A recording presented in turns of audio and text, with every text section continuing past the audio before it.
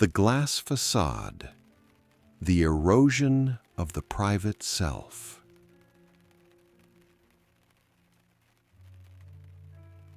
There is a gesture we know too well.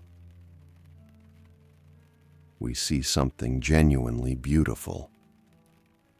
A sunset dissolving over an industrial lot.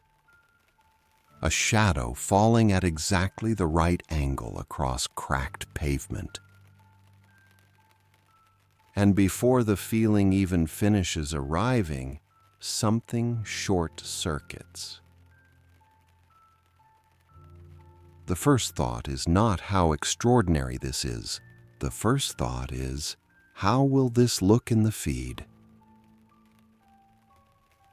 For a fraction of a second, we leave our own bodies.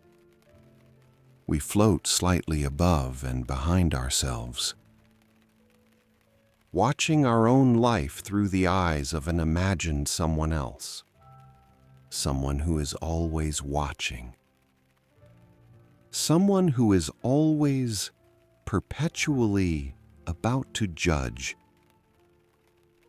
We became operators of our own lives before we learned to simply live them.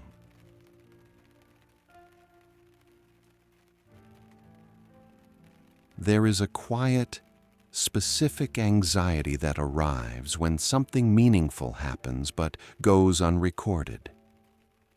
As though without a digital trace, the event loses its mass. As though we lose our mass. It is almost too embarrassing to say aloud. But sometimes, in the smaller, more honest hours, it feels as though we do not quite exist. Unless someone is watching us through the lens of an interface. The screen on the table glows for no one. The notification illuminates a surface of tiny, invisible scratches. Nobody notices the scratches.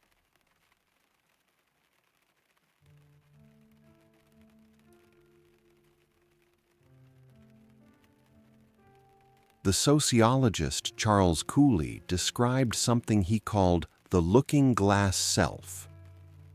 The idea that we construct our sense of who we are, based on how we believe others perceive us. It is an old mechanism, possibly as old as the first reflective surface of water, but the network has taken this mechanism and stretched it past recognition. What happens now resembles something closer to a principle from quantum physics. In the famous double-slit experiment, the simple act of measuring a particle, the mere presence of an observer, changes how that particle behaves. Observation does not passively record. It transforms. We live inside that experiment now.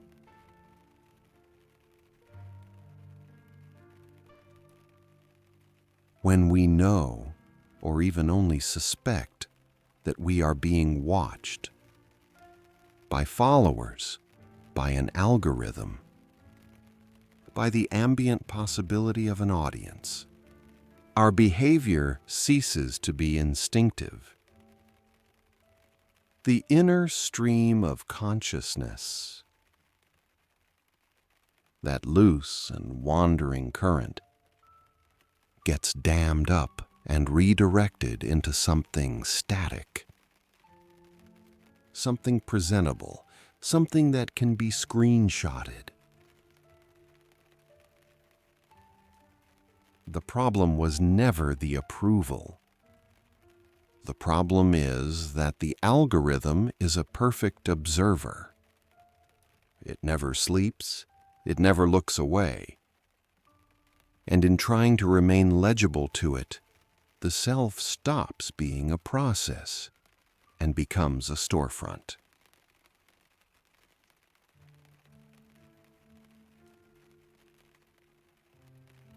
We no longer grow inward.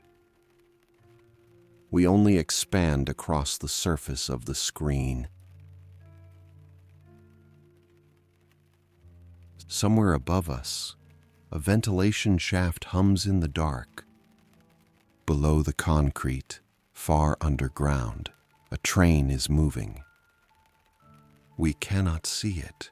We can barely hear it, but we feel its low, continuous pressure. Through the soles of our feet, through the floor, through the walls. There are things that exist without being witnessed. Think of the self as an old greenhouse at the edge of the city. During the day, it is visible to anyone passing. A glass facade, organized, legible, something to look at. But the greenhouse's real life happens at night. In the dark. In the silence. When no one is watching the stems slowly reaching toward nothing in particular. When bark splits and roots push further into the earth. When all of it simply continues without needing to be seen. The network asks us to keep the lights on in that greenhouse 24 hours a day. But plants require darkness. Darkness is not absence. Darkness is when the slow work of processing begins. All the accumulated weight of the day metabolized in private, in the quiet, without an audience. The self has a right to its own darkness, to thoughts that will never become posts, to feelings that are too loose, too unformed, too genuinely raw to be compressed into a story. That disappears after 24 hours. The most interesting parts of a person exist precisely in their unarticulatedness, in the zones where the Wi-Fi signal drops, where language fails, where there is no caption that fits. We are not our profiles. We are what happens in the room when the phone finally dies.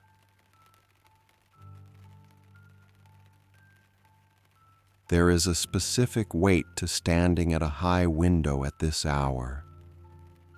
The city below moves in slow pulses. A traffic light cycles through its colors for an empty intersection. A distant bus passes and is gone.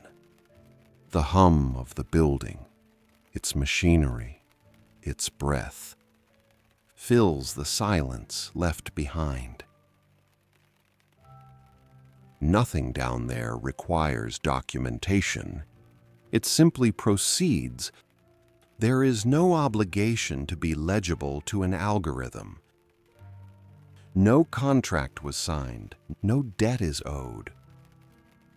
We are not required to be brands, or concepts, or aesthetically coherent arrangements of pixels. The right to privacy is not only about data.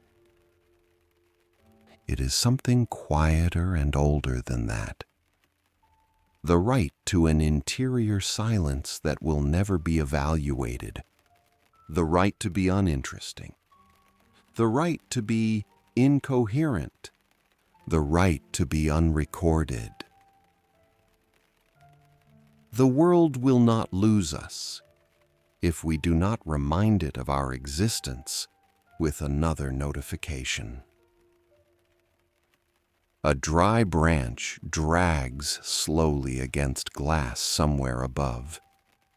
The subway rumbles again, deep and distant. Underneath everything. The most essential thing about us is the part that cannot be scanned. It is not stored anywhere. It does not load, it simply continues. In the dark, in the warmth, in the slow and wordless hours, whether or not anyone is watching.